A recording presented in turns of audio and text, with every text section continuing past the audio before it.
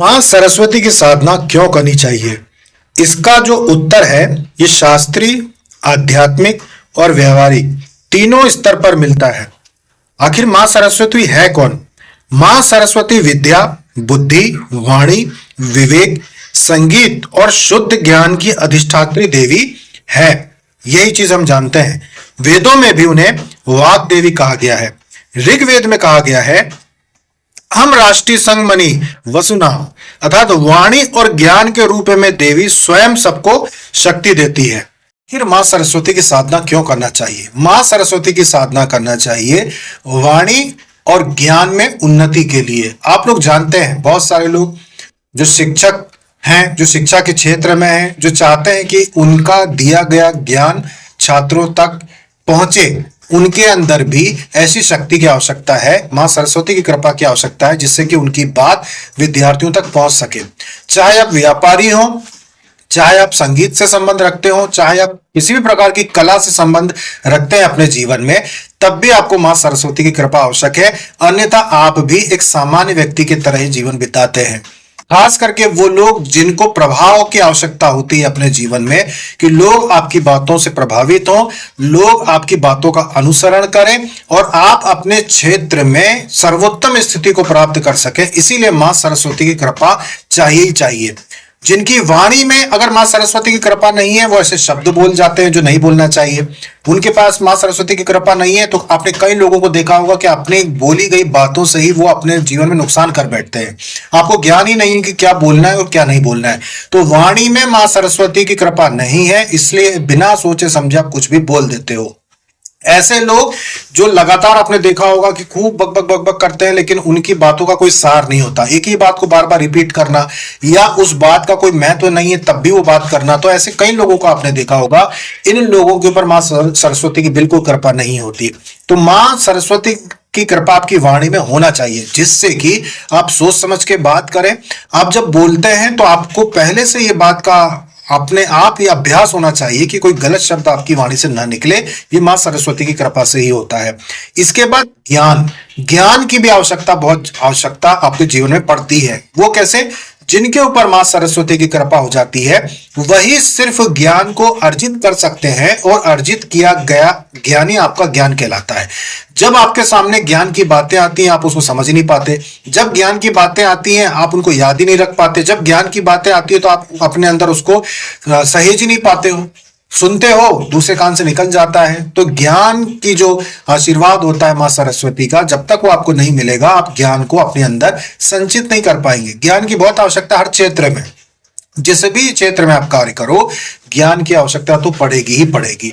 तो ज्ञान और वाणी दोनों में ही मां सरस्वती की कृपा आवश्यक है। इसीलिए मां सरस्वती की साधना बच्चों को भी करना चाहिए, कोई नौजवान भी कर सकता है, और कोई अगर ज्ञान प्राप्त करना चाहता है, जो चाहे वो शास्त्रीय हो, चाहे व्यवहारिक हो, चाहे आध्यात्मिक हो, कैसा भी ज्ञान प्राप्त करना चाहने वाला मनुष्य है, साधक है या साधिका, उसको भी मां सरस्वती की साधना करनी चाहिए। मां सरस्वती की साधना से आपकी जो वाणी होती है वो मधुर होती है।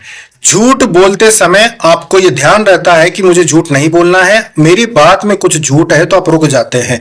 आप कटुता, बुरे भले शब्द लोगों को नहीं बोलते हैं। आपको कटु शब्द बोलने की अगर आदत है तो वो छूट जाती है। आप सिर्फ और सिर्फ मधुर शब्द ही बोलेंगे, और साथ में आपका भ्रम भी कम हो जाता है। मतलब जब आप किसी चीज को आप देखते हो, कोई बात आपके सामने आती है, तो आपको भ्रम नहीं होता। अब आप उस बात को अच्छे से समझते हैं। लोगों पर आपके शब्दों का प्रभाव बढ़ता है। जब भी आप कोई बात लोगों से कहते हैं तो लोगों पर आपकी कही गई बात का प्रभाव बनता है। वरना आपने देखा होगा कि बहुत सारे लोग जब एक दूसरे से मिलते हैं, और आप देखेंगे कि बहुत सारे लोग ऐसी बात करते हैं जिसका कोई मतलब नहीं होता। वो एक जैसी बात कह देते हो, कोई अर्थ नहीं होता। पर बहुत सारे लोगों के समूह में भी एक व्यक्ति कुछ ऐसी भारी शब्दों में ऐसी बात कह देता है जिसका प्रभाव सब पर हो जाता है। फिर आप ध्यान देते हो घर जाके कि यार 10 लोगों ने भी तो वही बात कही थी, लेकिन प्रभाव नहीं बना, पर एक व्यक्ति ने वही बात को कुछ अलग तरीके से कैसे बोल दिया कि सब पर प्रभाव पड़ गया। ये होता है मां सरस्वती का आशीर्वाद, ये होती है मां सरस्वती की कृपा, कि कोई व्यक्ति किसी भी प्रकार से बातों को लोगों से जब कहता है तो प्रभाव उसका पड़ता है लोगों के ऊपर। महाभारत में भी इस विषय पे कहा गया है कि वाणी ही मनुष्य का सबसे बड़ा अस्त्र और सबसे बड़ा शत्रु भी है। भ्रम और अज्ञान से मुक्ति के लिए भी सरस्वती साधना करनी चाहिए। मां सरस्वती तमोगुण यानी कि अज्ञान का नाश कर देती है।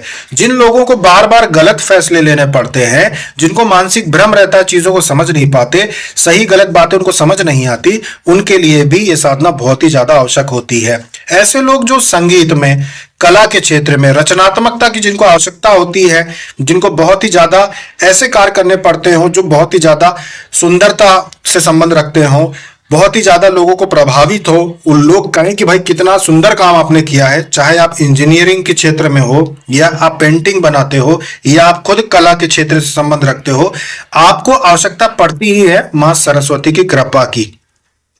इन सभी के लिए सरस्वती साधना बहुत ही ज्यादा लाभदायक, फल देने वाली सिद्ध होती है। जैसे कि वीणा मन और प्राण का संतुलन बनाती है, जो लोग वीणा वादन करते हैं। पुस्तक जो है वो आपको शुद्ध ज्ञान प्रदान करता है। जैसे जीवन में स्थिरता और शांति के लिए लक्ष्मी माता धन देती हैं, काली देवी आपको शक्ति प्रदान करती है, वैसे ही मां सरस्वती आपको ज्ञान प्रदान करती है। बिना सरस्वती की कृपा के धन जिनको प्राप्त हो जाए उनको अहंकार बन जाता है, क्योंकि मां सरस्वती की कृपा नहीं है तो विवेक भी नहीं होता, तो उनमें अहंकार आने लगता है।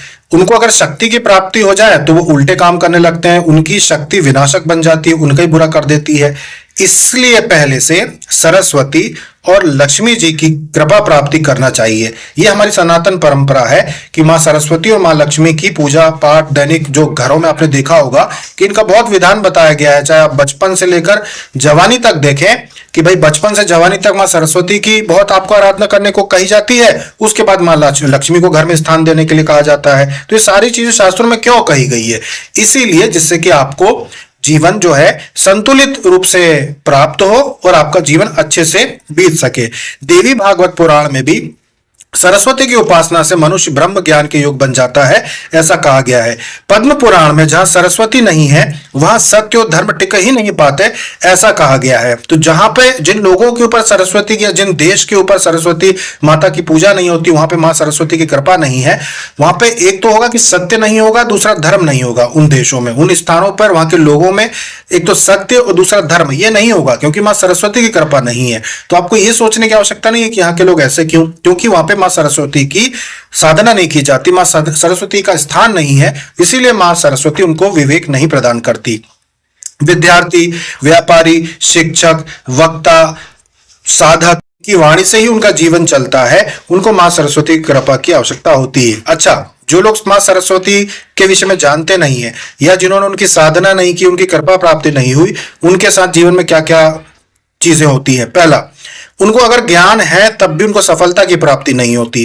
कितने भी वो ज्ञानी हो, उनको सफलता नहीं मिलती। आपने बहुत सारे ऐसे प्रवचनकर्ताओं को देखा होगा, कथावाचकों को देखा होगा, या फिर बहुत सारे ऐसे ज्ञानी लोगों को देखा होगा जिनको शास्त्र पुराण रटे हुए हैं, उसके बाद भी उनको सफलता प्राप्त नहीं हुई। उस क्षेत्र में ही है वो, पर सफलता प्राप्त नहीं हुई, क्योंकि मां सरस्वती की कृपा उनको नहीं प्राप्त हुई। दूसरा, ऐसे लोगों को देखा होगा जिनको बोलने से नुकसान हो गया, मतलब वो ऐसी बातें बोल जाते हैं जिनसे उनको जीवन में नुकसान देखने को मिलता है। बिना सोचे समझे किसी भी व्यक्ति से, या सामूहिक रूप से या सार्वजनिक रूप से उन्होंने ऐसे शब्द बोल दिए जिनसे उनकी छवि खराब हो गई, उनको ही नुकसान हो गया। ऐसे लोग भी होते होंगे जो गलत संगति प्राप्त कर जाते हैं, मतलब मां सरस्वती की कृपा जिन पर नहीं होती, उनको गलत लोगों की संगति हो जाती है, जिससे कि उनके जीवन में बहुत नुकसान उनको उठाना पड़ता है। इसके अलावा भ्रम, अहंकार, अधूरा विवेक भी होता है, मतलब वो चीजों को सही तरीके से समझ नहीं पाते और गलत निर्णय ले लेते हैं, ये भी नुकसान होता है।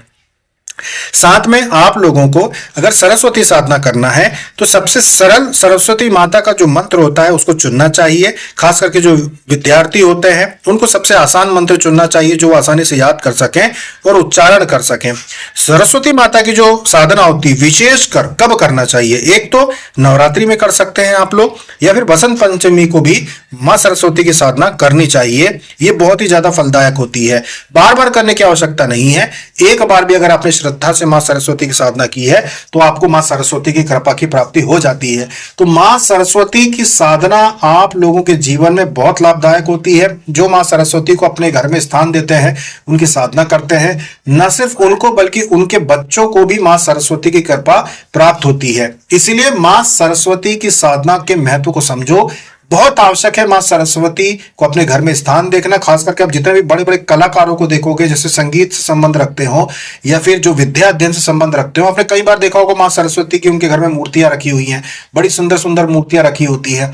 तो ये वो जानते हैं उनके महत्व को, ये उनको सम्मान देते हैं मां सरस्वती को, इसीलिए तो उनके घर में आप देखेंगे बड़ी बड़ी पीतल की मूर्तियां सोने के रंग में मां सरस्वती की स्थापित करके रखी हैं, या फिर सफेद वस्त्र में बहुत सुंदर सुंदर मूर्तियां उन्होंने स्थापित कर रखी हैं। तो क्यों? क्योंकि उनकी श्रद्धा, वो जानते हैं इनका कितना महत्व है।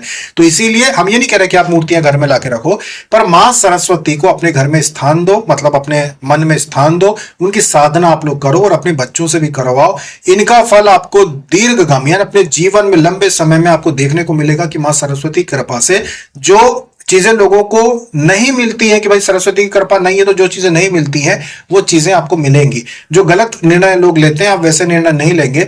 मां सरस्वती की कृपा से आपके जीवन में सरलता आई है, उन्नति आई है, और धर्म आया है आपके घर में, आपकी बुद्धि में ज्ञान, बुद्धि, विवेक आपका बड़ा है, और आपके बच्चों पर भी उनका प्रभाव है। आपके बच्चे भी आपके जैसे ही होंगे, 100% आपके जैसे ना हो पर 50% तो आपके जैसे होंगे। अगर आप 100% धर्म के मार्ग पर चलते हो तो 50% तो वो भी धर्म के मार्ग पर चलने लगेंगे, और क्या पता आपसे ज्यादा धार्मिक आपके बच्चे हो जाएं और ईमानदारी से धर्म के मार्ग पे आगे चले। तो इसीलिए मां सरस्वती की साधना आप लोग नवरात्रि में कर सकते हो। अभी 19 जनवरी को अभी की गुप्त नवरात्रि आ रही है, ऐसे किसी भी नवरात्रि में आप मां सरस्वती की साधना विशेषकर कर सकते हैं, और बसंत पंचमी पे भी की जाती है। तो आप लोग मां सरस्वती की साधना विधि हमसे व्हाट्सएप पे या फिर आप ले सकते हो, महालक्ष्मी रत्न केंद्र से आप ले सकते हो, और मां सरस्वती साधना की पीडीएफ लेके उससे आप साधना कर सकते हो।